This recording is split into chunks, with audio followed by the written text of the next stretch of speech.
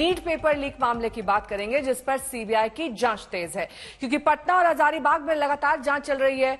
इस बुलेटिन की शुरुआत में पेपर लीक मामले में जांच से जुड़ी 5 अपडेट आपको दिखा देते हैं। पहली खबर ये कि हजारीबाग के ओएसएस स्कूल के प्रिंसिपल और अन्य लोगों से सीबीआई ने करीब 17 घंटे तक लगातार पूछताछ की।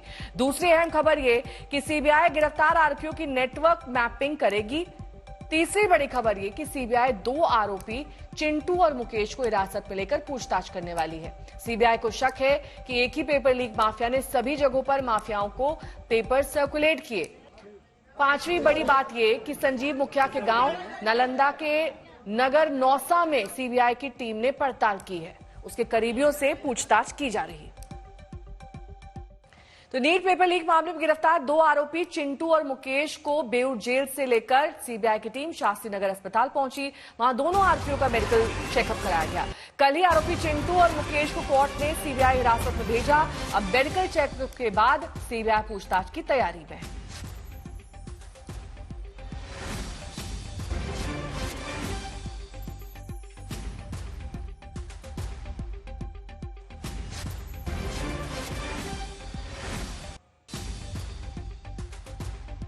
वहीं एफआईआर दर्ज करने के बाद बिहार और गुजरात से जांच एजेंसी जानकारी जुटाकर एक्शन में है। बिहार से गिरफ्तार 2 आरोपियों की सीबीआई रिमांड भी मिल चुकी है।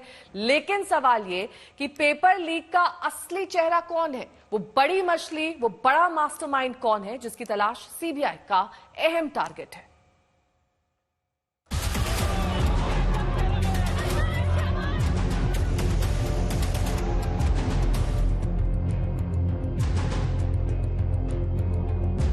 नीट परीक्षा जिससे लाखों छात्रों को उम्मीद थी,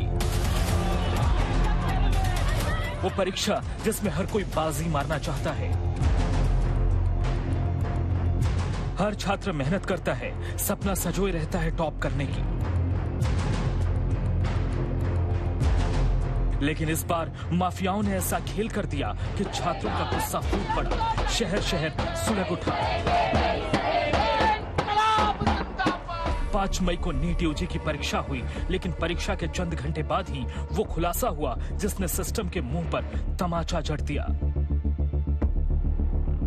जिस परीक्षा में 20 लाख से ज्यादा छात्र अपना भविष्य देख रहे थे, उसका पेपर लीक हो चुका था। पेपर परीक्षा से पहले ही बाहर आ चुका था और 40-40 लाख की मोटी रकम देकर कुछ अभ्यर्थी प्रश्न पत्र और उसका उत्तर खरीद चुके थे। छात्रों के भविष्य से खिलवाड़ हो गया।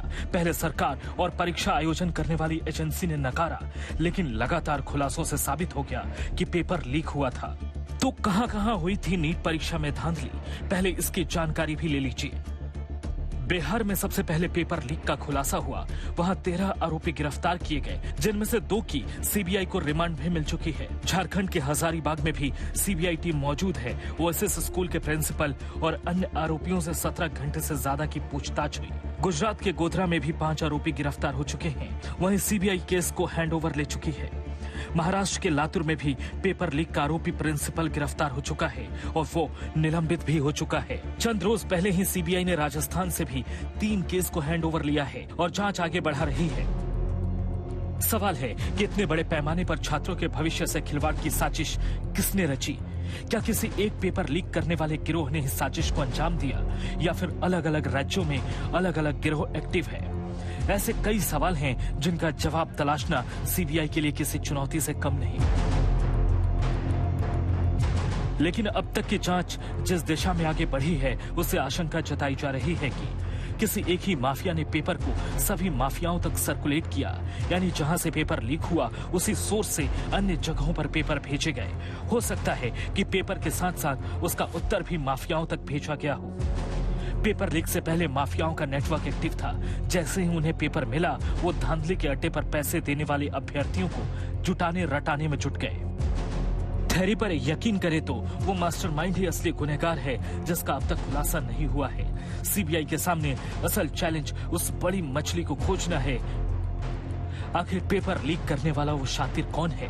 अब तक की जांच में 3 ऐसे नाम सामने आए हैं जिसके इर्द गिर्द जांच की सुई घूम रही है। पहला नाम है एक प्रोफेसर का जिसने पेपर लीक किया, वो अब तक गुमनाम है। दूसरा नाम है फरार संजीव मुखिया का, जिसे पटना में सबसे पहले पेपर मिला। तीसरा नाम है सिकंदर यादवेंदु का, जो गिरफ्तार है, ये भी जांच के घेरे में है। नीट पेपर लीक मामले में कई छोटे किरदार भी हैं, उनमें से कई गिरफ्तार हो चुके हैं। अब सीबीआई ने उन पर शिकंजा कसा है, लेकिन जांच एजेंसी का पूरा फोकस उस बड़ी मछली को दबोचने की है ताकि पेपर लीक का पर्दाफाश हो सके। हजारीबाग से सत्यजीत कुमार और पटना से आदित्य वैभव के साथ शशि भूषण कुमार, आज तक।